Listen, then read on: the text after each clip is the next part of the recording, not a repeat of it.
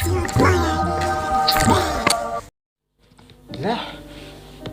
Assalamualaikum warahmatullahi wabarakatuh.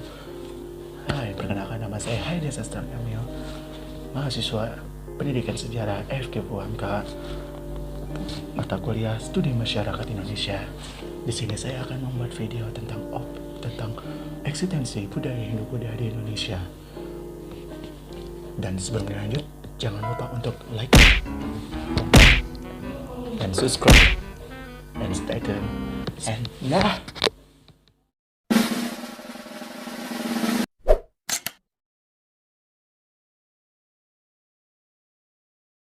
Hai, kembali lagi bersama saya Haidir Sastra Kamil, mahasiswa Pendidikan Sejarah FKIP UMK kelas 4B dengan mata kuliah Studi Masyarakat Indonesia.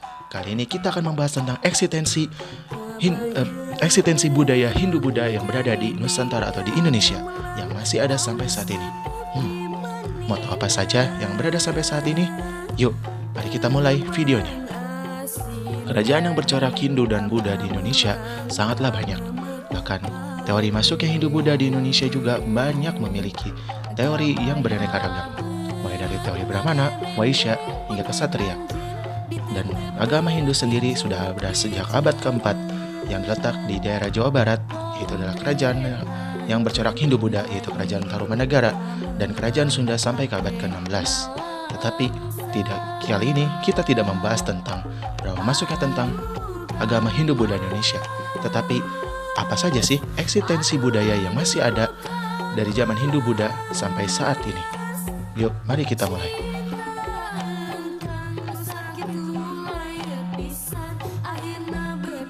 Studi Masyarakat Indonesia. Bahwasanya masyarakat Indonesia pada zaman Hindu-Buddha atau zaman Nusantara pada saat itu memiliki keanekaragaman dan memiliki budaya-budaya yang tidak lepas hingga sampai saat ini. Banyak sekali kebudayaan-kebudayaannya yang memang memiliki banyak keterkaitan dengan masyarakat-masyarakat yang lainnya.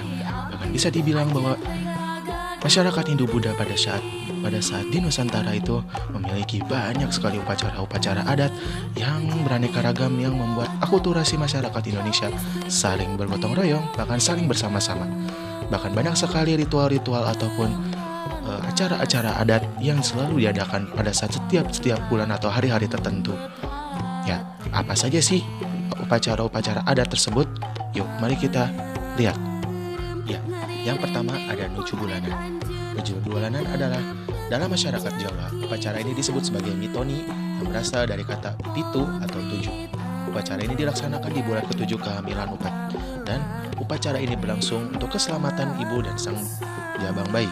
Ternyata kebiasaan ini juga ada di India. Dalam tradisi India, sang ibu akan dinaikkan ke pelaminan dengan baju yang indah layaknya seorang pengantin. Kemudian para sanak famili dan pandit mendoakan keduanya.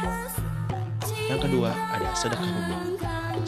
Sedekah bumi adalah ritual ini biasa diselenggarakan oleh mereka yang berprofesi sebagai petani. Hasil bumi akan dikumpulkan dan diberikan kepada para arwah leluhur yang menjaga tanaman agar tetap subur. Tidak hanya dalam masyarakat Jawa, namun hampir seluruh bagian Indonesia mempunyai upacara khusus seperti ini ketika akan terjadi musim panen.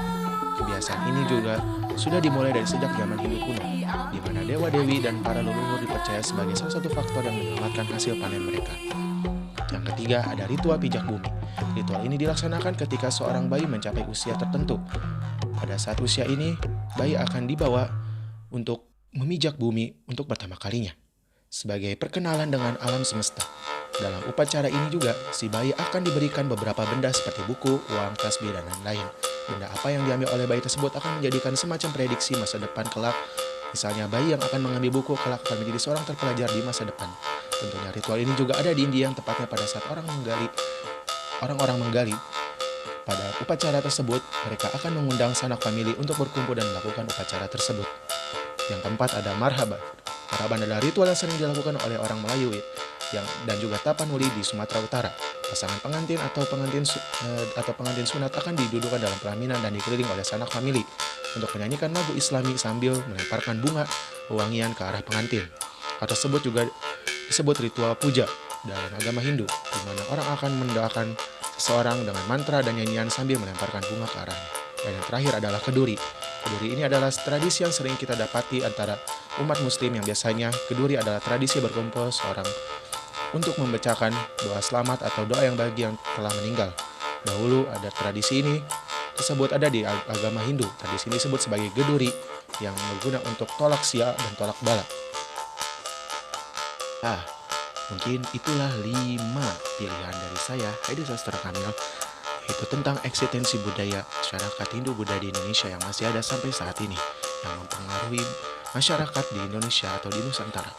Yang dimana acara-acara tersebut bukanlah sembarang acara yang sengaja dilaksanakan, melainkan acara tersebut dilaksanakan untuk mengikatkan tali persaudaraan atau tali silaturahmi antar sesama manusia di Nusantara. Mungkin sekian yang bisa saya sampaikan, dan mohon maaf apabila ada tutur kata dan dari perkataan saya yang kurang mengenangkan atau kurang jelas. Sekian dari saya. Wabillahi taufiq wal hidayah. Assalamualaikum warahmatullahi wabarakatuh.